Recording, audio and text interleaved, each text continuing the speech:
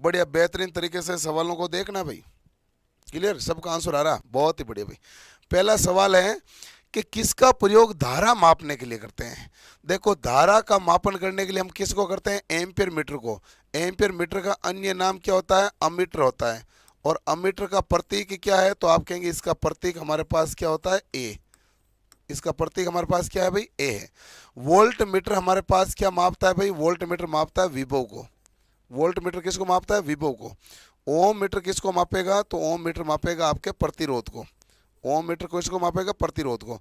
और वो भी ज्यादातर कौन से प्रतिरोध को मापेगा, मध्यम प्रतिरोध को, मध्यम मान के प्रतिरोध को। और वाट मीटर हमारे पास क्या मापेगा, तो वाट मीटर मापेगा शक्ति।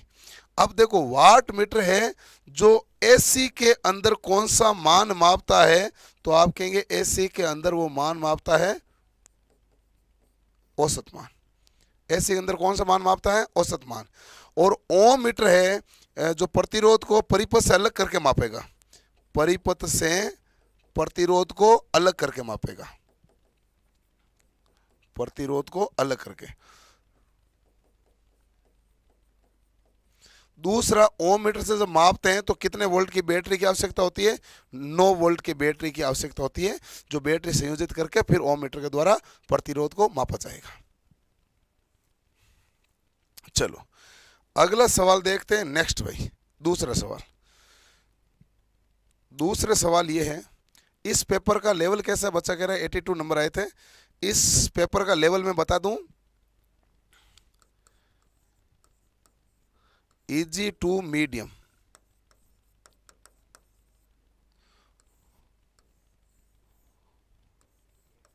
और ये best level for pre, best level for pre. Pre exam के लिए बेस्ट लेवल है, इजी टू मीडियम होता है। तो ये बेस्ट जो एग्जाम के लिए बेस्ट रहता है। इसमें आधे सवाल आसान, आधे सवाल मीडियम होते हैं। और लगभग प्री के एग्जाम का यही पैटर्न होता है, प्री के एग्जाम का यही पैटर्न होता है। ठीक है जी। चलो अगला सवाल, दूसरा सवाल है बहुत शानदार सवाल। दूसरा सवाल क्या कह रहा है, निम्नलिखित कारकों में कौन कंडक्टर के प्रतिरोध को नहीं बदल सकता। सबका आंसर बी है। देखो, लंबाई के कारण, द्रव्य के कारण। अरे जो बी आंसर दे रहा है वो गलत है। आप जानते हैं आर बराबर रो इंटू एल बटा ए। आपको इतना इजी लग रहा है, लेकिन इतना है तो आसान सवाल, बट आप समझ नहीं पाए। आप कहेंगे जो आर है समानुपाती क्या है, रो।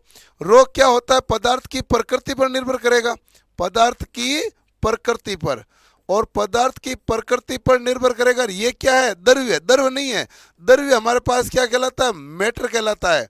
और मैटर का मतलब हुआ पदार्थ, तो इसका मतलब पदार्थ पर तो निर्भर करेगा। लंबाई पर निर्भर करेगा कि नहीं करेगा, आर समानुपाती एल, तो लंबाई पर भी निर्भर करेगा। तापमान पर, बिल्कुल तापमान के भी क्या होता है, समानुपाती, इस पर भी निर्भर करेगा। लेकिन वोल्टेज पर प्रतिरोध निर्भर नहीं करता। आंसर कौन सा है, सी ऑप्शन। आंसर कौन सा आएगा, सी ऑप्शन। उलझ गए मामले में, ये ध्यान से देखो। अरे भाई आप लिखते हो जो आर बराबर मान लो वी अपॉन आई। आपको क्या लगता है, आपको ये लगता है बहुत विद्यार्थियों को कि वोल्टेज बढ़ाने पर प्रतिरोध बढ़ेगा। प्रतिरोध वोल्टेज बढ़ाने पर नहीं बढ़ेगा। प्रतिरोध का मान क्या रहेगा, नियत। और ये हमारे पास वोल्टेज बढ़ाने पर क्या बढ़ेगी, धारा। क्योंकि ये क्या रहेगा, मान नियत मान रहेगा। और नियत मान रहेगा तभी हमारे पास कौन सा नियम लगेगा, ओम का नियम। ओम का नियम तो तभी लगता ना जब मान क्या हो, प्रतिरोध का नियत। जब तक प्रतिरोध का मान नियत नहीं होगा, ओम का नियम लगेगा क्या, नहीं लगेगा। क्लियर। चलो अगला सवाल, तीसरा। हर सवाल देखना ध्यान से भाई, सवाल समझिए। तीसरा सवाल आपके सामने प्रकट हो गया है। तीसरा सवाल कह रहा है कि श्रेणी सर्किट परिपथ के संबंध में निम्नलिखित में से कौन सा कथन सत्य है। सीरीज के लिए कौन सा सत्य है, केवल एक पाथ होता है जिसमें धारा प्रवाहित होती है, बात सही है। इसमें सभी स्थानों पर समान वोल्टेज होता है, गलत बात है। यह किसके लिए सही बात होती है, समांतर के लिए। इसमें एक से अधिक पाथ होते हैं, यह भी गलत बात है। यह भी किसके लिए होती है, समांतर के लिए। केवल 2 उपकरण होते हैं, यह भी हमारे पास गलत बात है। श्रेणी क्रम है, श्रेणी क्रम में आप वोल्ट मीटर मतलब वोल्टेज सोर्स 2, 3, 4 कितने भी लगा सकते हैं। ठीक है, केवल पाथ कितना होगा, एक ही पाथ होगा। और धारा क्या रहती है, समान। धारा क्या रहती है, एक समान रहती है। तो करेक्ट ऑप्शन कौन सा है, ए ऑप्शन आपका करेक्ट है। बराबर है। चलो अब लेते हैं हम 4 नंबर क्वेश्चन। 4 नंबर सवाल क्या कहता है, 4 नंबर कहता है कि फ्लक्स घनत्व की एसआई इकाई क्या है। क्या कह रहा है, फ्लक्स घनत्व की एसआई इकाई। फ्लक्स घनत्व के बारे में एसआई इकाई तो आप सब बता देंगे, जल्दी से बता दो भाई। फ्लक्स घनत्व का आप मुझे बताओ प्रतीक क्या है, तो आप कहेंगे प्रतीक है बी। बी बराबर क्या होता है भाई, 5/a। तो बताइए मात्रक क्या होगा, तो एसआई मात्रक हमारे पास आएगा, सॉरी एसआई मात्रक आएगा हमारे पास टेस्ला, या आप इसे क्या कहेंगे, वेबर प्रति मीटर स्क्वायर, वेबर प्रति मीटर स्क्वायर। और यहां पर क्या दिया, मैक्सवेल, वेबर, गॉस, टेस्ला, तो आपका आंसर क्या होगा, टेस्ला। समझना मेरी बात को। यदि वो कहे कि सीजीएस मात्रक बताइए, तो आप कहेंगे सीजीएस मात्रक हमारे पास इसमें क्या है, गॉस। अब मेरा सवाल ये है कि एक गॉस बराबर कितना टेस्ला, एक गॉस बराबर कितना टेस्ला, इसका कमेंट बॉक्स में जल्दी से आंसर बताइए। सर मैं अपने भाग्य का निर्माता स्वयं हूँ, प्रकाश गुप्ता रेवला। बहुत बढ़िया भाई, सही बात है। ऊपर क्या ऊपर लेना भाई, क्या सर कितने स्कोर वाले की तैयारी सही चल रही है, जिनके भी 70 से ऊपर आ रहे हैं उनकी तैयारी सही चल रही है। चलो अब नीचे आ जाओ भाई, कहाँ वहीं उठ के रहोगे। 10 की घात, किसी के 4 है, किसी के -4 है, तो करेक्ट आंसर होगा 10 की घात -4, क्योंकि एक गोश बराबर टेस्ला पूछा। एक टेस्ला बराबर गोश पूछता तो आप क्या कहते हैं, 10 की घात +4 कहते हैं।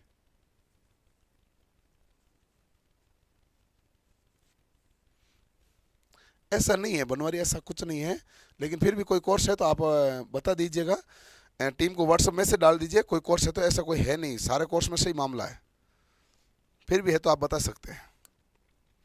चलो, एक इलेक्ट्रॉन का कुल आवेश कितना, बहुत ही आसान सवाल। अब मैं देखो बीच में इस प्रकार के सवाल लूंगा तो मैं पढ़ा नहीं पाऊंगा, मैं आपको एक बार और कहता हूं, मैं लास्ट में सारे सवाल ले लूंगा, ठीक है जी। चलो, एक इलेक्ट्रॉन का आवेश कितना है, 1.6 × 10⁻19 कूलम है, बिल्कुल सही बात है। एक इलेक्ट्रॉन का आवेश कितना होता है, 1.6 × 10⁻19 कूलम। अरे ये तो वो होता है कि एक कूलम में इलेक्ट्रॉन की संख्या कितनी है, तो आपको क्या आंसर देना पड़ेगा, 6.282252 इंटू 10 की घात क्या कहोगे, 18 इलेक्ट्रॉन।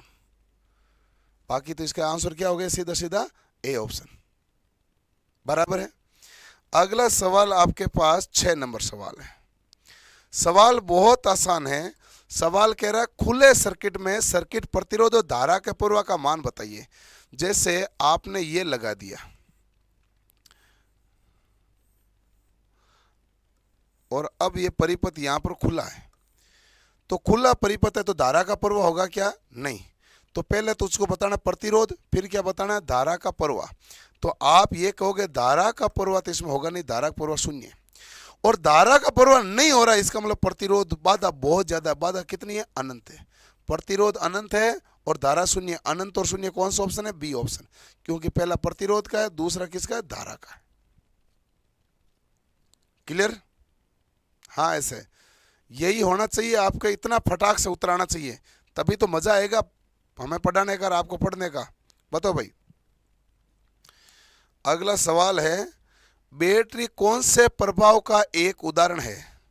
7वां सवाल बताइए, बैटरी कौन सा प्रभाव, रासायनिक, तापन, चुंबकीय, किरण। तो बैटरी हमारे पास रासायनिक प्रभाव का एक उदाहरण है। तापन प्रभाव का उदाहरण बताइए कौन से होते हैं, तो आप कहेंगे हीटर है, प्रेस है, टोस्टर है, ये कौन सा प्रभाव है, तापन के। चुंबकीय प्रभाव के उदाहरण बताइए, तो आप कहेंगे मोटर है, जेनित्र है, ट्रांसफॉर्मर है। क्लियर, और किरण प्रभाव से एक्सरे। चलो, आपका बैटरी या सेल कौन सा प्रभाव होता है, रासायनिक प्रभाव होता है। बराबर है। अगला सवाल 8 नंबर क्वेश्चन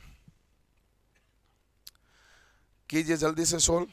8 नंबर सवाल क्या कह रहा है कि एक कूलाम विद्युत द्वारा किसी इलेक्ट्रोलाइट से मुक्त होने वाले पदार्थ के द्रव्यमान को क्या कहा जाता है। बहुत ही आसान सवाल है। एक कूलाम विद्युत धारा द्वारा किसी इलेक्ट्रॉन मुक्त होने वाले पदार्थ के द्रव्यमान को क्या कहते हैं। यानी कि m समानुपाती हमारे पास हो गया IT, तो इससे हमारे पास आएगा m बराबर जेड आई टी तो हमारे पास कूलाम है, तो z बराबर क्या लिखोगे m बटा IT। अब वो कह रहा है इसका मान यदि 1 हो जाए तो बताइए z किसके बराबर हो जाएगा m। तो ये कह रहा है एक कूलाम IT बराबर, एक कूलाम IT बराबर आवेश हो जाता है, Q बराबर क्या होता है IT। एक कूलाम विद्युत द्वारा किसी इलेक्ट्रोलाइट से मुक्त होने वाला द्रव्यमान क्या कहलाएगा भाई, जेड कहलाएगा। और जेड क्या है, पदार्थ का रासायनिक तुल्यांक। पदार्थ का क्या होगा, रासायनिक तुल्यांक कहलाएगा। सवाल अच्छा है, इसमें कई बच्चे पहला नियम और दूसरे नियम में उलझे हुए रहे, लेकिन क्या कहलाएगा, पदार्थ का रासायनिक तुल्यांक। क्लियर। चलो अगला सवाल है हमारे पास 8 नंबर क्वेश्चन। 8 नंबर सवाल कह रहा है गलती से एक सेल कनेक्शन समांतर सोमे में उत्क्रमित हो जाता है। वो कह रहा है कि आपने सारे सेल ऐसे जोड़े, सब काम सही चल रहा था, अब आपने गलती कर दी। ये गलती से आपने एक सेल है जो आपको उल्टा जोड़ दिया, तो सेल के इस समूह में क्या घटित होगा, आउटपुट बढ़ेगा, कोई चांस नहीं है। आउटपुट कम होगा। देखो अब यहां पर क्या होगा, इस सेल में अधिकतम धारा प्रवाहित होगी, सेल खराब हो जाएगा। देखो यहां से धारा आई, यहां से धारा आई, और यहां से धारा इधर निकल रही, तो इधर से धारा जाएगी। अब धारा यदि मान लो दोनों का योग चला गया, तो इसमें धारा का प्रवाह क्या हो गया, ज्यादा, और उल्टे होने के कारण धारा का प्रवाह क्या हो गया, ज्यादा हो गया, और सेल क्या होगा, खराब। जैसे ही उत्क्रमित उल्टा सेल जोड़ोगे तो सेल क्या होगा, हमारे पास खराब सेल होगा। आंसर कौन सा करेक्ट है, सी। ठीक है जी। चलो अगला सवाल है 10 नंबर क्वेश्चन आपके सामने। 10 नंबर सवाल कह रहा है किसी शुष्क सेल में धनात्मक इलेक्ट्रोड के रूप में रोड को केंद्र, कौन से केंद्र में स्थापित किया जाता है, बताइए भाई। शुष्क सेल होता है, शुष्क सेल के बारे में आप जो चीजें जानते हो वो देखो, यहाँ इस प्रकार के आपके कैप लगी होती है और यहाँ एक छड़ डाली जाती है, और ये हमारे पास भाग होता है जस्ते का। जस्ते का भाग क्या कहलाता है, नेगेटिव। और अब इन्होंने पूछा ये छड़ कौन सी है, पॉजिटिव। ये पॉजिटिव छड़ किसकी बनी होती है, कार्बन की। यही आपका सवाल है, किसकी बनी होती है, कार्बन की। सबका ये ऑप्शन, शाबाश, बहुत ही बढ़िया, बहुत ही शानदार। अब देखो इसका मतलब ये हो गया हमारे पास इसके अंदर इलेक्ट्रोलाइट पदार्थ क्या होता है, NH4Cl plus ZnCl2 plus plaster of Paris, किसके रूप में होता है, पेस्ट के रूप में। पेस्ट का मतलब लुगदी, लुगदी के रूप में होता है। फिर आपको पूछ ले इसका EMF का मान कितना है, तो आप जानते हैं 1.4 से 1.5 वोल्ट। बहुत है इसके बारे में, इतनी इंफॉर्मेशन इतनी बहुत है भाई। चलो बहुत बढ़िया भाई। गुरुजी MPTO की भर्ती कब तक आ जाएगी, अब भर्ती आने वाली है भाई, उसकी मई में एग्जाम है MPTO के, तो भर्ती आएगी अब महीने 1.5 महीना पहले आती है भर्ती। आपको डेट बताई गई है, आप तैयारी करो। 11 नंबर क्वेश्चन ध्यान से देखना भाई। 4 पिको फेरेड के 2 कैपेसिटर श्रेणी क्रम में जुड़े हुए हैं। 4 पिको फेरेड के 2 कैपेसिटर कौन से क्रम में जुड़े हुए हैं, श्रेणी में। एक ये भी 4 पिको फेरेड का है, और ये भी कितने फेरेड का, 4 पिको फेरेड। 4 और 4 पिको फेरेड। देखो कैपेसिटर का श्रेणी में वही नियम लगेगा जो प्रतिरोध के कहां लगेगा, समांतर में। कैपेसिटर के श्रेणी में वही नियम लगेगा जो प्रतिरोध के लगेगा समांतर में। तो समांतर में प्रतिरोध होता है तो क्या करते हैं आप, तो आप कहते हैं हमारे पास समान मान के, तो 4 पिको फेरेड 2 लगे हुए हैं, तो भाग 2 का तो कितना आ जाएगा भाई, 2 पिको फेरेड। ये क्योंकि कौन से क्रम है, श्रेणी क्रम है। और 8 पिको फेरेड कब आता है, जब कौन से क्रम में होते हैं, समांतर क्रम में। ठीक है जी। तो इसलिए एक एक चीज को ध्यान से देखते रहना, ध्यान से समझते रहना है। चलो सर गला बैठा हुआ है क्या? हाँ जी, गला देखो पूरे दिन थोड़ी क्लास रहती है, आजकल काफी ज्यादा रहती है, इसलिए गला बैठ जाता है। ओके, 12 नंबर क्वेश्चन देखो ध्यान से।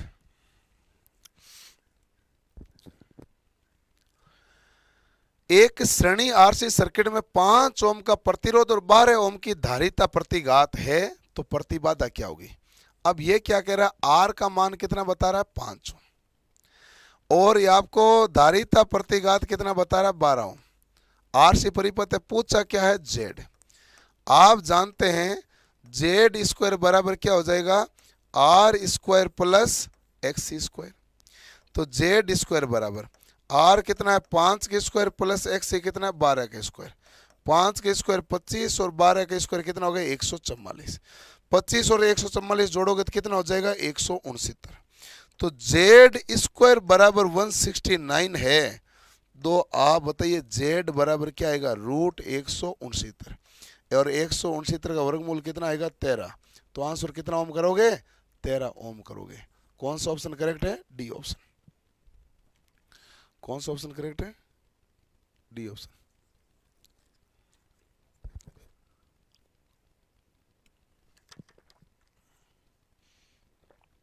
चलो हाँ जी, हाँ सबके आ गए 13 13। वाह, 13 13 शुरू हो गया। अगला सवाल लो, अगला सवाल लो ध्यान से। लोहा काटने की आरी हेक्सा ब्लेड की लंबाई कैसे मापी जाती है? लोहा काटने की आरी जो है ऐसे आरी है, मान लो।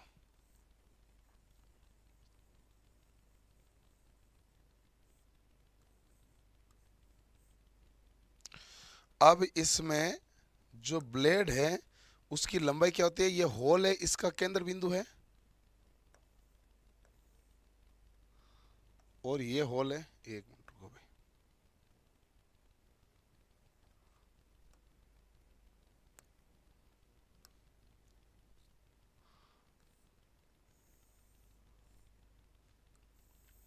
आराम से देखो।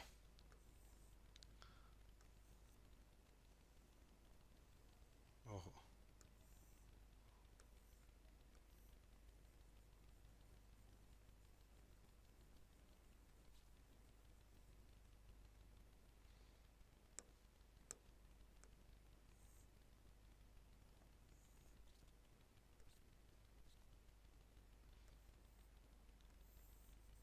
ये लंबाई होती है। तो होल के, पिन होल के मध्य से दूसरे पिन होल के मध्य तक ये दूरी होती है। कौन सा ऑप्शन है? D option. कौन सा ऑप्शन आएगा? डी ऑप्शन, ये होगी। बी नहीं, पिन होल के आंतरिक छोर का है। अब आंतरिक छोर तो पिन होल का आंतरिक छोर तो ये भी है, आंतरिक छोर ये भी है, और आंतरिक छोर ये है। तो ये पिन होल का इधर का आंतरिक छोर हुआ, ये पिन होल का आंतरिक छोर हुआ। पिन होल के आंतरिक छोरों के बीच की दूरी, अब ये थोड़ी ना है भाई, आंतरिक छोरों के बीच की दूरी थोड़ी हुई, ये गलत है, ये करेक्ट है। कौन सा आंसर करेक्ट है? डी ऑप्शन करेक्ट है। ठीक है जी, चलो।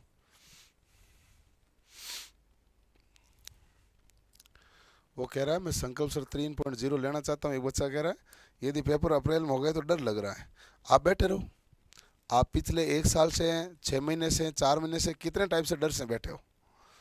पढ़ना आपको पड़ेगा, कोर्स लो नहीं लो वो आपकी मर्जी है, लेकिन पढ़ना आपको पड़ेगा। चाहे सेल्फ पढ़ो तो भी पढ़ना पड़ेगा, चाहे यूट्यूब से पढ़ो तो भी पढ़ना पड़ेगा, चाहे ऑफलाइन आके पढ़ो तो भी पढ़ना पड़ेगा, चाहे ऐप से पढ़ो तो भी पढ़ना पड़ेगा। पढ़ना आपको पड़ेगा यदि सिलेक्शन लेना है तो।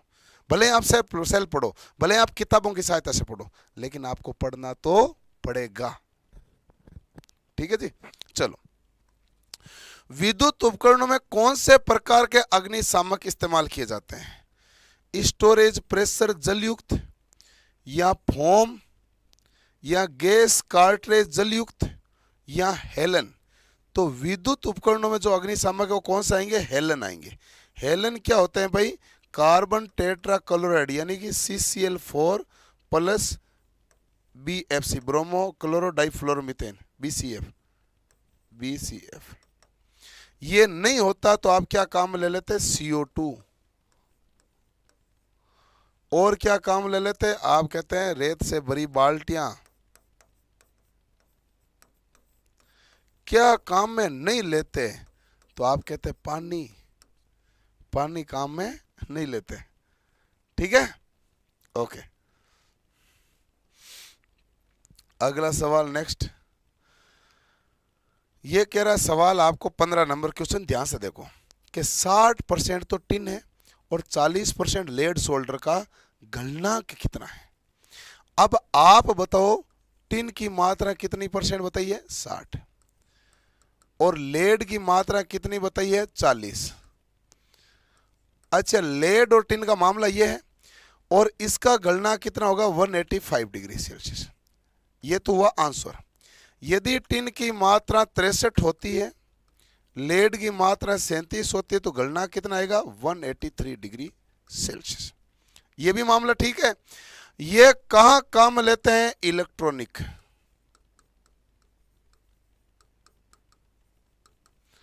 और ये इलेक्ट्रिकल कार्यों में। या आप ये कह दो एक इलेक्ट्रीशियन सामान्यतः कौन सा काम लेता है? इलेक्ट्रीशियन सामान्यतः इसे काम लेते हैं, विद्युतकार सामान्यतः इसको काम लेते हैं। ये भी ठीक है। जैसे जैसे आप लेड की मात्रा बढ़ाते हैं तो कठोरता घटती है या बढ़ती है? ये फटाफट से कमेंट कीजिए। लेड बढ़ाने पर कठोरता घटेगी या बढ़ेगी? ये फटाफट कमेंट कीजिए। और दूसरा एक इंपॉर्टेंट साथ में काम कीजिए, लगभग 1000 के आसपास लाइव चल रहे और 500 के आसपास लाइक है। अच्छी बात नहीं है, सभी लाइक करो भाई। लाइक और शेयर में कमी मत रखो, लाइक तो सभी करो। हम आपको पढ़ाने में मेहनत कर रहे हैं, आप पढ़ने में मेहनत कर रहे हो, तो बीच में लाइक का बटन है उसको कर दो। सर जी जोधपुर हो कि आप नहीं जी? मैं जयपुर हूं अभी। चलो फटाफट से करो भाई, लाइक फटाफट से करो। बढ़ती है, शाबाश। लेड बढ़ाने पर कठोरता क्या होगी? तो आप कहेंगे लेड की मात्रा बढ़ाने पर कठोरता बढ़ेगी। क्लियर? चलो बहुत बढ़िया भाई। अरे सब करो जल्दी से। डाउन डाउन डाउन वाला गलत है, बढ़ेगी।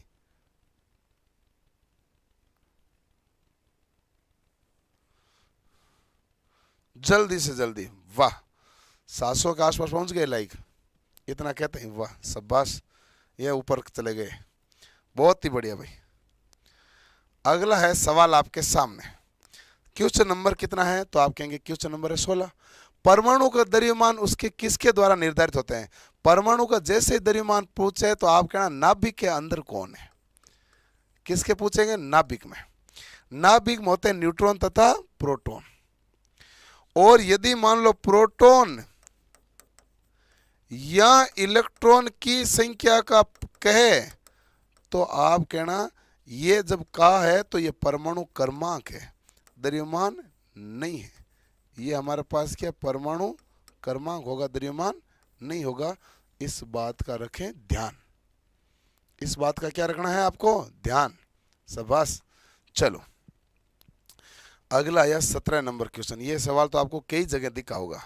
सवाल सिंपल है, कह रहा है 1 kilo ohm, 2 kilo ohm, 7 kilo ohm के 3 प्रतिरोध है, 30 वोल्ट की आपूर्ति के साथ जुड़े हैं, तो बताइए क्या होगा। देखो पहली बात तो है कि ये आपके पास टोटल प्रतिरोध का मान कितना हो जाएगा? वो तो 10 किलो ओम हो जाएगा। टोटल प्रतिरोध का मान कितना हो जाएगा? 10 किलो ओम। जैसे 1 किलो ओम है, 2 किलो ओम है, 7 किलो ओम है, ये है। तो यहाँ पर वोल्टेज कितना है भाई हमारे पास? 30 वोल्ट। यही मामला है। तो टोटल प्रतिरोध कितना हो जाएगा? टोटल प्रतिरोध हो जाएगा 10 किलो। अब आपको पूछे आई बराबर वी बटा आर। वी कितना होगा? 30। आर कितना है? 10 किलो। 0 से 0 कैंसिल, किलो ऊपर जाएगा तो क्या बनेगा? Milli. 3 milli ampere. 3 milli ampere 10 kilo ohm, 3 milli ampere. कौन सा ऑप्शन करेक्ट है भाई? सी ऑप्शन आपका करेक्ट है। कौन सा ऑप्शन करेक्ट है? सी ऑप्शन आपका करेक्ट है। क्लियर? चलो ठीक है। अगला है 18 नंबर क्वेश्चन। अगला कौन सा क्वेश्चन है भाई? क्वेश्चन नंबर कितना है? 18। ध्यान से देखना, सवाल को समझना है कि हाइड्रोमीटर का प्रयोग किसी इलेक्ट्रोलाइट के विशिष्ट गुरुत्व को मापने के लिए किया जाता है। यदि हाइड्रोमीटर का घनत्व 1.26 की रीडिंग दिखाता है तो लेड एसिड सेल की दक्षता क्या होगी? अब ये पूर्ण चार्ज होगा, क्योंकि जब पूर्ण चार्ज होता है तो ये कितनी दिक्कत है भाई मान, तो ये 1.25 से 1.28। और पूर्ण डिस्चार्ज होता है, पूर्ण डिस्चार्ज, तो ये कितना दिखाएगा, तो आप कहेंगे 1.18 से कम। ठीक है। और 50% और 25% चार्ज तो आपको कैसे पता चलेगा नहीं, लेकिन अर्ध आवेशित आप ये कर सकते हैं, अर्ध आवेशित को कि अर्ध आवेशित है तो मान कितना आएगा, 1.2 से 1.23 के बीच। ठीक है जी। तो आंसर क्या हो गया, फुल चार्ज। शाबाश, चलो सबके आंसर करेक्ट आ रहे हैं, बहुत ही अच्छा लग रहा है। अगला क्वेश्चन नंबर कौन सा आपके सामने, 19 नंबर क्वेश्चन है। 19 नंबर सवाल को ध्यान से देखिए भाई। धारिता C, वोल्टेज V, विद्युत आवेश Q के मध्य संबंध क्या है, ये तो सवाल है। क्या है, C बराबर क्या होगा, Q बटा V। C बराबर Q बटा V, कौन सा ऑप्शन है, ए ऑप्शन। C बराबर क्या होता है, एप्सिलॉन A बाई D, ये भी ठीक है। और I बराबर क्या होता है भाई, C dV बाई dt, ये भी ठीक है। और बहुत है, ठीक है, हाँ बहुत इतने हैं। चलो सारी चीज बता दी आपको। अगला सवाल है 20 नंबर सवाल। अब 20 नंबर सवाल है। शुद्ध धारिता सर्किट में वोल्टेज E तथा धारा I के मध्य फेज संबंध क्या होगा। देखो कि शुद्ध कैपेसिटर के बारे में बात करें। शुद्ध कैपेसिटर में वोल्टेज यदि यहां पर है तो धारा क्या होगी, यहां पर होगी। इनके बीच बनने वाला कोण कितना डिग्री का है, तो आप कहेंगे कोण है यहां पर 90 डिग्री का। कोण कितने डिग्री का है, तो 90 डिग्री का। 90 डिग्री कौन आगे, धारा, और धारा आगे तो धारा क्या करेगी, लीडिंग करेगी। धारा लीडिंग करेगी कितने डिग्री से, 90 डिग्री से। अब बताइए कौन सा ऑप्शन है। अभी भी कई बच्चे ये कह रहे हैं, बाकी भी समझ में आ गया। अब ये कह रहा है ई आई से आगे है। ई आगे थोड़ी है, ई या वी कह दो, ये हमारे पास क्या है, पीछे है, ये गलत है। ई आई से पीछे है, बिल्कुल सही बात है। आई आगे है तो ई क्या है, पीछे है। राम और श्याम भाग रहे हैं, राम आगे तो श्याम क्या है, पीछे।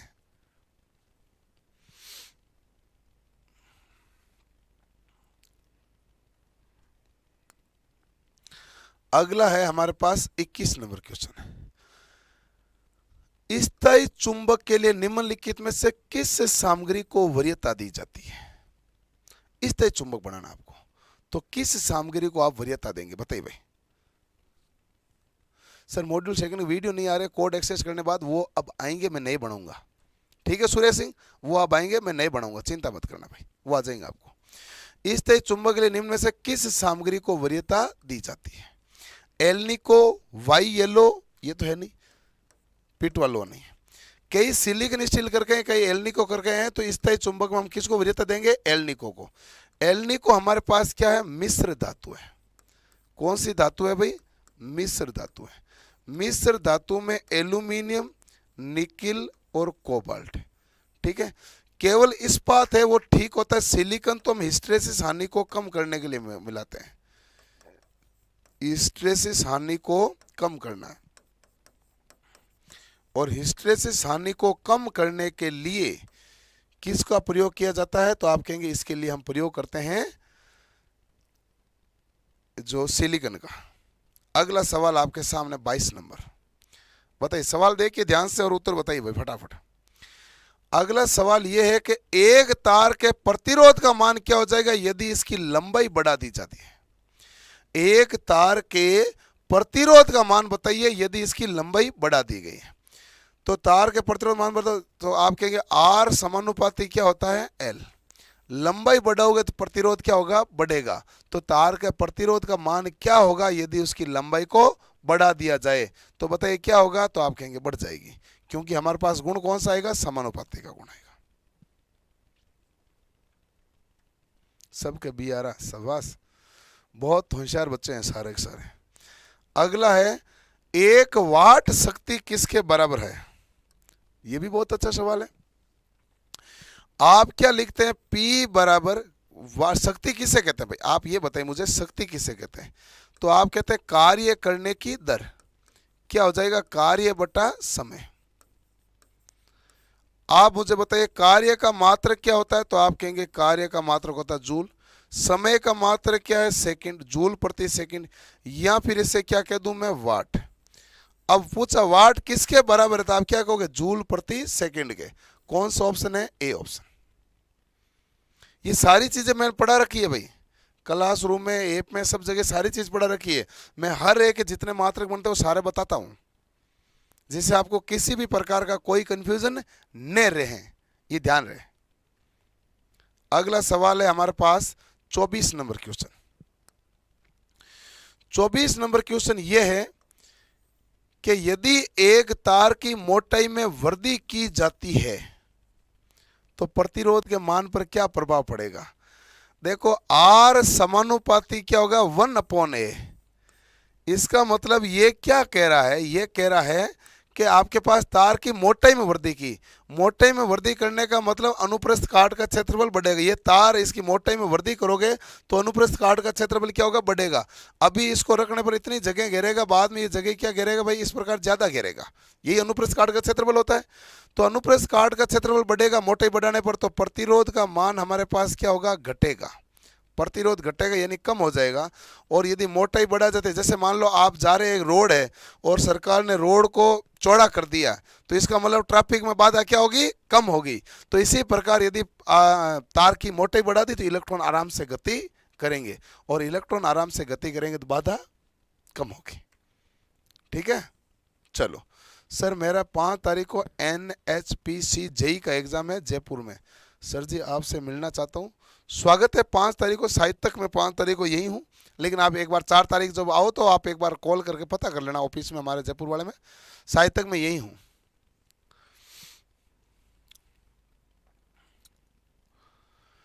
अगला है 25 नंबर सवाल। जब तापमान में वृद्धि होती है तो चालकों संवाहकों के प्रतिरोध पर क्या प्रभाव पड़ता है। देखो आर समानुपाती मैंने क्या लिखा है, टी। तापमान बढ़ेगा तो प्रतिरोध क्या होगा, बढ़ेगा, वृद्धि हो जाएगी। और इस गुण को हम क्या कहते हैं, पीटीसी। पीटीसी क्या होता है, धनात्मक ताप गुणांक। क्या होता है, धनात्मक ताप गुणांक। तो ये नेचर कहलाता है पीटीसी। तो करेक्ट ऑप्शन कौन सा जाएगा आपके पास, ए ऑप्शन करेक्ट हो जाएगा। अगला सवाल है आपके पास 26 नंबर सवाल, ध्यान से देखिएगा। 26 नंबर सवाल, उच्चतम प्रतिरोधकता वाले पदार्थ को पहचाने। सबसे ज्यादा पदार्थ की मतलब प्रतिरोधकता किसकी ज्यादा होती है। आप वैसे भी बता सकते हैं चालकता उच्च किसकी है। चालकता सबसे ज्यादा है चांदी की, चांदी के बाद आता है तांबा, तांबा के बाद आता है सोना, सोना के बाद आता है एल्यूमिनियम। तो इनका मतलब ये तो इनकी चालकता अच्छी है, तो चांदी गलत हुआ, फिर तांबा है तो ये काटो, फिर सोना इसमें ऑप्शन है नहीं, फिर एल्यूमिनियम इसको काटो, क्या बचा, टंगस्टन। ये तो ऑप्शन दिए गए उसी के आधार पर करना पड़ेगा कि नहीं पड़ेगा। तो आपके ऑप्शन में क्या दिया गया है, तो आप कहेंगे ऑप्शन में दिया गया है टंगस्टन, तो आंसर क्या होगा, टंगस्टन होगा। अगला सवाल 27 नंबर आपके सामने। सवाल देखो कि कईयों ने पेपर दिया, लेकिन सवाल करने का तरीका ध्यान रखना। आपके 7-8 सवाल गलत हुए, कैसे ध्यान से पढ़ोगे तो गलती से आप बचोगे, ये देखना जरूरी है। निम्नलिखित में से कौन से एक विद्युत का सुचालक नहीं है। विद्युत का सुचालक क्या है भाई, नहीं है। तो देखो कि हमारे पास सोना तो सुचालक है, चांदी सुचालक है, ये जानते हैं। प्लेटिनम भी हमारे पास चालक धातु माती, ये भी सुचालक है। हीरा हमारे पास फिर क्या बचा है, सुचालक नहीं है। ऐसे ऑप्शन डिलीट कर लो, इसे कहते हैं ऑप्शन एलिमिनेशन मेथड, यानी कि गलत ऑप्शन को गोली मारो तो जो शेष बच जाएगा वो हमारे पास क्या हो जाएगा, आंसर हो जाएगा। ठीक है जी। अगला सवाल लेते हैं नेक्स्ट। नेक्स्ट सवाल है आपके पास 28 नंबर क्वेश्चन। 28 नंबर सवाल क्या कहता है कि विद्युत धारा को 1 एम्पियर में किसके प्रवाह से रूप में वर्णित किया जाता है। विद्युत धारा को 1 एम्पियर में के प्रवाह के रूप में वर्णित किया जाता है, बताइए भाई जल्दी से मुझे। 1.6 × 10⁻19 इलेक्ट्रॉन, और यहाँ 1 आपको क्या कहा, इलेक्ट्रॉन प्रति सेकंड पूछा है। आपको ये नहीं पूछा कितने कुलाम है, तो कितने कूलाम नहीं पूछा, तो ये गलत है। ये किसी का होता नहीं है, ये किसी का होता नहीं है। 10 की घात प्लस 23 किसी का नहीं है, 10 की घात माइनस 23 1.67 किसी का नहीं है, और ये कूलाम पूछता तो होता। तो आंसर कौन सा हो गया? 6.28 इंटू 10 की घात 18 इलेक्ट्रॉन प्रति सेकंड। क्लियर है? चलो अब देखो, इनमें भी कई बच्चों ने ये आंसर दिया, ये गलत है भाई। ये हुआ कैसे? तो ये देखो, Q बराबर हमारे पास होता है NE, और बराबर क्या हो गया? IT।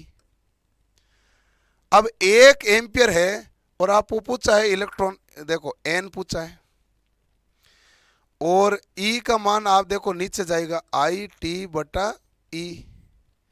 E का मान 1.10 का माइनस 19 है, I 1 है, 1 एम्पियर, तो 1 सेकंड के लिए निकालोगे, तो इसलिए इलेक्ट्रॉन प्रति सेकंड आया।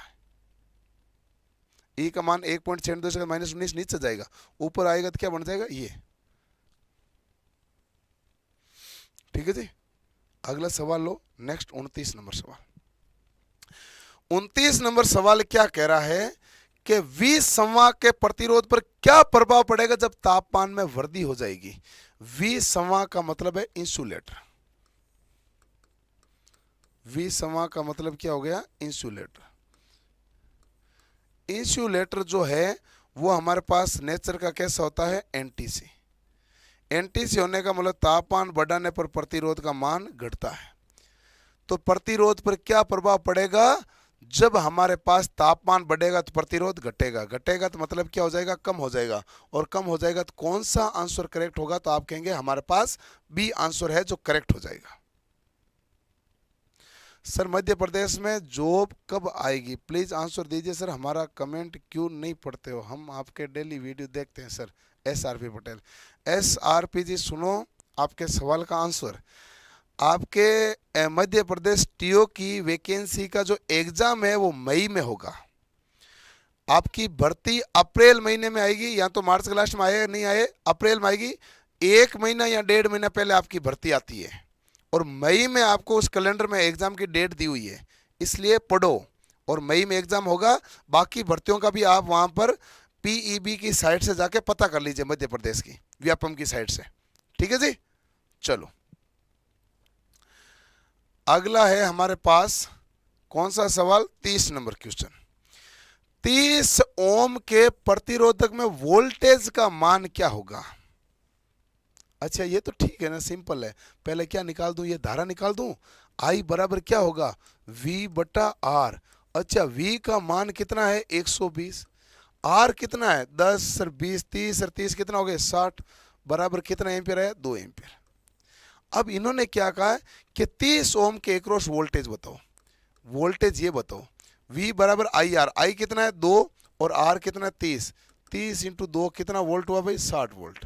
और 60 वोल्ट कौन सा ऑप्शन है? C option. 60 वोल्ट कौन सा ऑप्शन है? सी ऑप्शन है। ठीक है जी। ओके अगला सवाल है नेक्स्ट 31 नंबर क्वेश्चन। 230 वोल्ट की आपूर्ति वोल्टेज से जुड़े हुए 1000 वाट के हीटर से प्रवाहित होने वाले विद्युत धारा कितनी है? क्या पूछा है? I, और दिया क्या है? वाट और वोल्ट। तो आप जानते हैं P बराबर क्या होगा? VI। तो I बराबर क्या बनेगा? P बटा V। P कितना है? 1000, और V कितना है? 230। 0 से 0 कैंसिल। I बराबर क्या बनेगा? 100 बटा 23। तो आप क्या कहेंगे कि 23 चौक 92, पीछे बचे 8, तो आया 10.80 हो गया, और 80 तो 23 दिए 69। तो 4.3 कौन सा ऑप्शन है भाई? सी ऑप्शन है। कौन सा ऑप्शन है? C option. सर ऊपर क्या है? सर पैसे नहीं है, बुक दे दो। कैसे दे दें भाई? क्या मतलब क्या, किस प्रकार पकड़ाएंगे हम? वो तो आप पैसे बिना तो किताब को कौन देता है? आप जितना भाई जिस मोबाइल से कमेंट करो, एंड्रॉयड तो है ही, तो मतलब इतना पैसा है फिर किताब का ही नहीं है। और विद्यार्थी जीवन में जब किताब का ही पैसा, तो आपको रखना पड़ेगा या मेहनत करनी पड़ेगी? और इतना बड़ा मोबाइल लिया तो उससे पहले तो आपको किताब लेनी चाहिए। कायदा तो यही कहता है ना भाई। आप भी कैसे कैसे कमेंट करते हैं भाई। वो कहेगा सर मैंने है ना मोबाइल तो पढ़ने के लिए लिया है, तो किताब भी उसी के लिए काम में लोगे। जब आप मोबाइल में 8,000, 10,000, 15,000, 18,000 पैसे खर्च करते हैं, मतलब 7,000 से ऊपर ही हैं सब, ठीक है, तो 150 रुपये की किताब तो आप खरीद ही सकते हो। चलो, आई एक्स का मान पहचानिए। आप क्या कहोगे, आने वाली धारा बराबर जाने वाली धारा। यहां से मैं ऐसे चलता हूं, 2 एम्पियर आ रही है, 2 एम्पियर है जो आने वाली है, और कौन से आने वाली है, 1 एम्पियर आ रही है, सॉरी 3 एम्पियर आ रही है, और 1 एम्पियर आ रही है। बराबर जा कितनी रही है, 2 प्लस आई एक्स। तो 2 से 2 तो क्या हो गया, कैंसिल। आई एक्स बराबर कितना आया, 4 एम्पियर। कितना आसान सवाल है ये, और तो इससे आसान क्या ही हो, इतना आसान सवाल है। अगला प्रश्न है नेक्स्ट, कितना नंबर है भाई, 33 नंबर सवाल। 33 नंबर सवाल क्या कहता है कि प्रत्येक 120 ओम के 10 प्रतिरोधकों को श्रेणी क्रम में जोड़ने पर उनका समकक्ष प्रतिरोध क्या होगा। 120 ओम के 10 को कैसे जोड़ा, श्रेणी क्रम में, तो आर टी बराबर क्या होगा भाई, एन आर होगा। श्रेणी क्रम में समान मान के होते हैं, तो एन कितना है 10 और ये आर कितना है 120, बराबर आर टी का मान कितना हो गया, तो आप कहेंगे 1200 ओम हुआ। इसको किलो में बदलोगे तो 1.2 किलो ओम है, तो 1.2 किलो ओम। कौन सा ऑप्शन करेक्ट है, सी ऑप्शन करेक्ट है। ऊपर लेना 2 से 5 क्लास ज्वाइन करना चाहता हूं, कर लीजिए भाई, स्वागत है आपका। हो गया, अगला लेते हैं नेक्स्ट सवाल।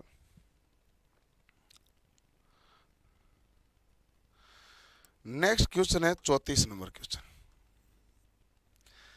एक तापन वस्तु, एक कोई भी तापन वस्तु है, हीटिंग एलिमेंट के रूप में उपयोग करने के लिए सबसे उपयुक्त पदार्थ कौन सा है। हीटिंग एलिमेंट के लिए सबसे उपयुक्त है नाइक्रोम। नाइक्रोम में क्या होता है भाई, निकल प्लस क्रोमियम।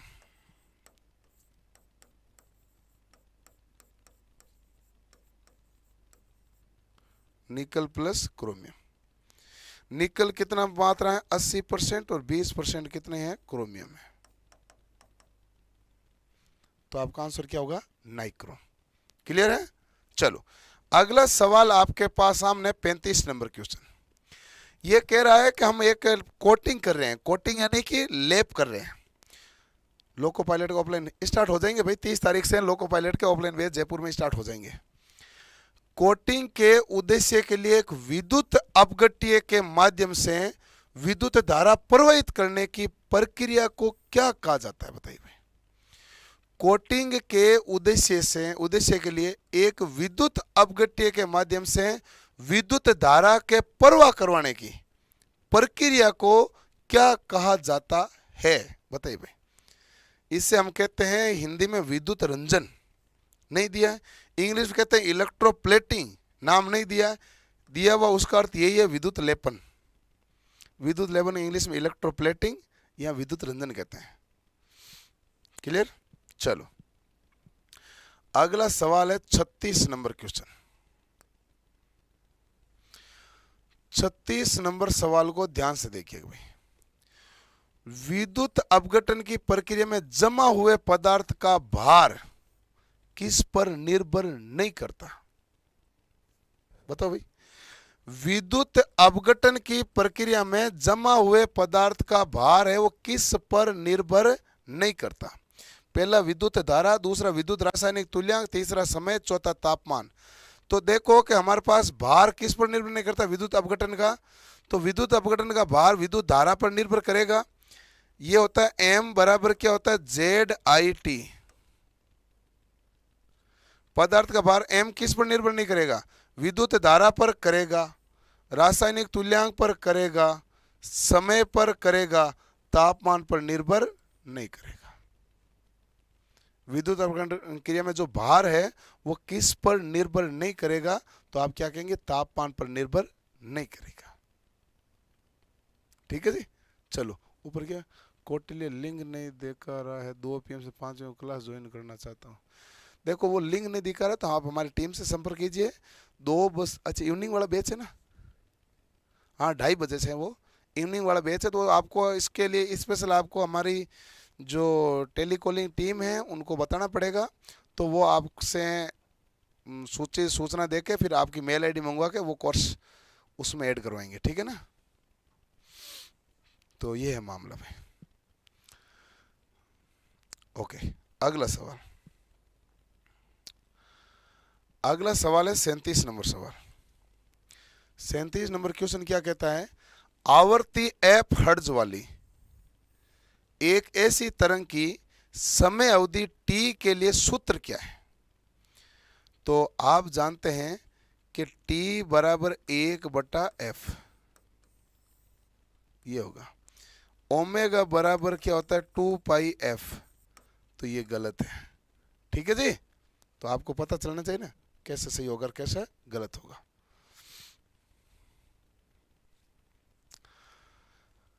अगला सवाल है नेक्स्ट, एक चक्कर में रेडियन कितने होते हैं। एक चक्कर में 360 होते हैं ना, वो है डिग्री, और 360 डिग्री बराबर 2π होते हैं, वो किस में आता है, रेडियन में। और आपको पूछा है क्या है, रेडियन पूछा है। डिग्री पूछता तो कितना करते हैं 360, रेडियन पूछता तो कितना करे 2π। इसमें भी कई बच्चे उलझ गए कि हो क्या हो गया, हमने तो इस पूछा एक चक्कर 360 डिग्री, अरे वो डिग्री में होता है, रेडियन में पूछा ना, तो रेडियन में एक चक्कर में कितना हो जाएगा, तो 2π।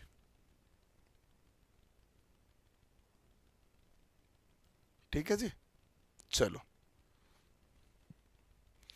अगला है 36 नंबर सवाल, नहीं सॉरी 39 नंबर सवाल, ध्यान से देखो। एक साइन तरंग का वर्ग माध्य मूल किसके बराबर है।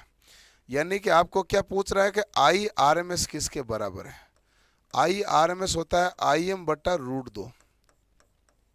समान मान की DC वोल्टेज, दुगुनी आवर्त की AC वोल्टेज, उच्चतम मान का आधा, नहीं ये भी गलत है। अब ये तो मैंने 2 चीजें गलत कर दी। साइन तरंग का वर्ग माध्य मूल समान मान की DC वोल्टेज के बराबर होगी कि नहीं होगी, आप ये बताइए। उच्चतम मान का आधा थोड़ी है, √2 है। अर्ध तरंग के परिशोधित संकेत भी है नहीं, समान मान की DC वोल्टेज होगा, और पूछा क्या RMS, तो उष्मा स्थानांतरण के लिए भाई, ये वैसे तो अधूरा है, बाकी किस में बराबर होता है, उष्मा स्थानांतरण में। किस में आएगा, उष्मा स्थानांतरण में। कई बच्चे अभी तक 37वें का आंसर दे रहे हैं, और एक बच्चा कह रहा 35, और दोबारा करो। 35 में क्या दिक्कत है भाई। कोटिंग के उद्देश्य से विद्युत अपघटन के माध्यम से विद्युत धारा प्रवाहित करने की प्रक्रिया क्या होती है, कोटिंग यानी लेप होता है विद्युत लेपन, इंग्लिश में कहते हैं इलेक्ट्रोप्लेटिंग, हिंदी में एक नाम और है विद्युत रंजन। बी ऑप्शन करेक्ट है। इसमें तो ऐसे आप कंफ्यूज हो रहे हो, यही है ना भाई। चलो अगला सवाल ये लीजिए आप, जल्दी से सवाल लो भाई, जल्दी से। एक परिपथ में परिरित्र और संधारित्र द्वारा विकसित ऐसी पावर के एक उपकरण को सामान्य तौर पर क्या कहा जाता है, रिएक्टिव पावर। देखो ये जो प्रतिरोध के कारण प्रवाहित होती है उसको क्यों कहते हैं, एक्टिव। और ये जो हमारे पास XL - XC होता है ना, इंडक्टर कैपेसिटर करंट, ये क्या कहलाती है, रिएक्टिव। और रिजल्टेंट जो आता है ना यहां पर, ये क्या कहलाती है, एपरेंट, प्रतिबाधा पर आएगी, तो आपका क्या होगा, रिएक्टिव पावर। रिएक्टिव पावर किस में लेते हैं, किलो वोल्ट एम्पियर रिएक्टिव, किस में, KVR में।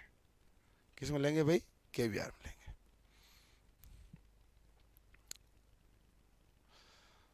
अगला है हमारे पास 41 नंबर सवाल। एक वर्ग माध्य मूल यानी RMS वोल्टेज से ऐसी तरंग के औसत वोल्टेज के अनुपात को क्या कहा जाता है। एक वर्ग माध्य मूल वोल्टेज के ऐसी तरंग के औसत वोल्टेज के अनुपात को क्या कहा जाता है? तो आप कहेंगे आरएमएस बटा औसत, तो हमारे पास फॉर्म फैक्टर नहीं हो गया क्या? ये क्या हो गया भाई? Form factor. और अधिकतम बटा आरएमएस क्या हो जाता? Peak factor. तो यहाँ तो पीक था, ऑप्शन था भी नहीं, वो अधिकतम बटा आरएमएस है, तो क्या आंसर आएगा? सीधा सीधा फॉर्म फैक्टर आंसर आएगा। अब लीजिए आपके सामने 42 नंबर क्वेश्चन हाजिर है। 42 नंबर सवाल क्या कह रहा है कि शक्ति गुणांक का अधिमान्य और परिपूर्ण मान क्या है? ये है देखो हिंदी, इसे कहते हैं Hindi. Preferable and perfect, preferable and perfect मान क्या है? और हम चाहते हैं शक्ति गुणा का मान ज्यादा से ज्यादा है, और शक्ति गुणा का मान ज्यादा से ज्यादा कितना होता है? 1। तो आप आंसर कहोगे 1 के करीब।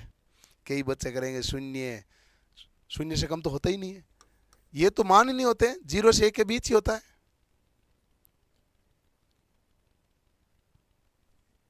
बराबर है। अगला सवाल है हमारे पास 43 नंबर क्वेश्चन। 43 नंबर सवाल क्या कह रहा है? एक 3 फेज आपूर्ति के फेजों के बीच फेज अंतर का मान क्या होगा? 120 डिग्री। 2 फेज में कितना होगा? 90 डिग्री। 4 फेज में भी कितना होगा? 90 डिग्री। 3 फेज में कितना होगा? 120 डिग्री। क्लियर? ओके।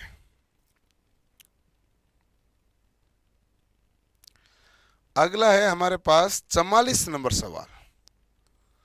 निम्नलिखित में से कौन सा अर्धचालक पदार्थ है? इंडियम, ऑर्सनिक, तांबा और सिलिकॉन। सिलिकॉन है भाई, ऑर्सनिक और इंडियम है नहीं। ये हमारे पास बैंगन, आलू, गाजर इन थैला आता है, तो ये है ना तीसरे ग्रुप के मेंबर है। और हमारे पास कितने वैलेंट चाहिए? 4, चौथे ग्रुप का मेंबर चाहिए।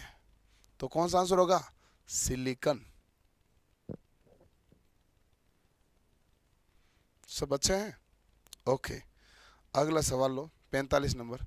जब एक समांतर प्लेट संधारित्र है कि प्लेटों के क्षेत्र में वृद्धि करते हैं तो धारिता पर क्या प्रभाव पड़ेगा? C बराबर क्या होगा? Epsilon A by D. यदि वो आपसे ये कहें कि क्षेत्र में वृद्धि करेंगे तो धारिता क्या होगी? बढ़ेगी। बढ़ेगी का मतलब हो गया वृद्धि हो जाएगी। तो आंसर कौन सा आ जाएगा आपके पास? बी ऑप्शन है वो करेक्ट हो जाएगा। कौन सा आंसर करेक्ट हो जाएगा? बी ऑप्शन है वो करेक्ट हो जाएगा। अगला है 46 नंबर सवाल। 46 नंबर सवाल क्या कह रहा है? अनुनाद पर कैपेसिटिव और इंडक्टिव प्रतिघात के बीच क्या संबंध है? अनुनाद पर XL बराबर क्या होता है? XC। इससे Z बराबर क्या आएगा? R। यहां से कारण ये परिपथ कैसा हो गया? प्रतिरोधीय। और प्रतिरोधीय परिपथ हो गया तो हमारे पास फेज अंतर कितना आएगा? 0 डिग्री। 0 डिग्री का मतलब क्या हो गया? इन फेज। ये सारी कंडीशन अनुनाद की लो। अब हैप्पी? XL बराबर क्या हो जाएगा? XC हो जाएगा। माप उपकरणों में शंट का उद्देश्य क्या है? माप उपकरण में देखो कि अमीटर होता है। अमीटर के क्या होता है कि माप सीमा बढ़ानी है तो एक कम मान का प्रतिरोध जोड़ा जाता है, RSH। क्या होता है? निम्न मान का। और वोल्ट मीटर जब होता है तो उसमें श्रेणी में जोड़ा जाता है, वो होता है उच्च मान का। और इसने क्या पूछा है? शंट मान का।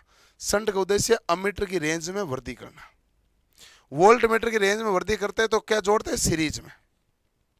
क्या करते हैं? सीरीज में जोड़ते हैं। क्लियर हुआ? अगला प्रश्न देखिए नेक्स्ट। ध्यान से समझना हर सवाल को आराम से। क्वेश्चन नंबर कितना है? 48। ताप विद्युत स्टेशनों में मुख्य रूप से बिजली का उत्पादन करने के लिए कौन से ईंधन का उपयोग किया जाता है? ताप विद्युत स्टेशन में, थर्मल में, तो आप सौर ऊर्जा का थोड़ी करोगे, गर्म पानी नहीं करेंगे। किसको करेंगे? कोयला को। आपने देखा नहीं, मुख्यमंत्री जी कह रहे कोयले की कमी हो गई, बीच में आया था काफी बड़ा मामला। ये कौन से प्लांट होते थे? Thermal plant. थर्मल प्लांट के लिए क्या चाहिए हमें? कोयला चाहिए। 49 नंबर क्वेश्चन। कृत्रिम श्वसन यंत्र के रबर वाल्व को कितने समय में कम से कम एक बार संचालित किया जाना चाहिए? कितने समय में कृत्रिम श्वसन यंत्र में रबर वालों को कितने समय में कम से कम एक बार उसको संचालित कर लेना चाहिए? बताइए भाई, कम से कम कितने समय में एक बार संचालित करना चाहिए? तो आप क्या कहते हैं? 15 से 20 मिनट में। कृत्रिम श्वसन विधि जो लगाते हैं तो उसमें रबर वालों को कितने समय में कम से कम एक बार संचालित किया जाना चाहिए? 15 से 20 मिनट। करेक्ट ऑप्शन कौन सा है? ए ऑप्शन इसका करेक्ट है। अगला हमारे पास है नेक्स्ट सवाल। आग है जो एलपीजी से लगी है, प्राकृतिक गैस से लगी, ये सब कौन सी आती है? सी में। और हेल्पर वाले तो ये भी कहते हैं कि हेल्पर वाले क्या कहते हैं? विद्युत की आग इसी में आएगी। किसके अनुसार? टेक्निकल हेल्पर के अनुसार। श्रेणी में क्या आएगी भाई? ठोस, जैसे लकड़ी हुई, कपड़ा, जूट। श्रेणी बी में क्या आ जाएगी? श्रेणी ये डी में आ जाएगी धात्विक, और श्रेणी बी में आ जाएगी पेट्रोल डीजल, पेट्रोल और डीजल, ये उसमें श्रेणी डी में आ जाएगी। तो ये आपको उम्मीद करता हूँ सारी चीज़ें समझ में आ गई होगी। मैंने अपनी तरफ से ये आराम से अच्छे सवाल कराए हैं। अब देखिएगा ध्यान से एक बात इंपॉर्टेंट। टोटल क्वेश्चन कितने हैं? 100 क्वेश्चन है। 100 में से हमने आज कितने किए हैं? केवल 50 क्वेश्चन किए हैं। कल के सेशन में हम क्या करेंगे? बाकी के 50 क्वेश्चन को कल की क्लास में करेंगे। तो कल की क्लास भी जरूर देखना ध्यान से अच्छे से। अब मैं आपकी बातों के भी जवाब दे देता हूँ। आपने बहुत सारे कमेंट टाइप कर रखे होंगे, सर जी एग्ज़ाम कब तक हो सकते हैं? अब देखो मई की संभावना है भाई, और मई पाल का भी इसी से रिलेटेड है। वो कहता है कि जून के लास्ट वीक में होना चाहिए, इतना लेट तो क्यों करोगे? और तुम तो भाई मेरे पास ही 1 साल से पढ़ रहे हो, तुम इतना लेट क्यों चाह रहे हो? नए वाले बच्चों का फिर भी समझ में आ रहा है, आपका तो मुझे समझ में भी नहीं आया। बाकी 50 क्वेश्चन कल करूँगा मैं।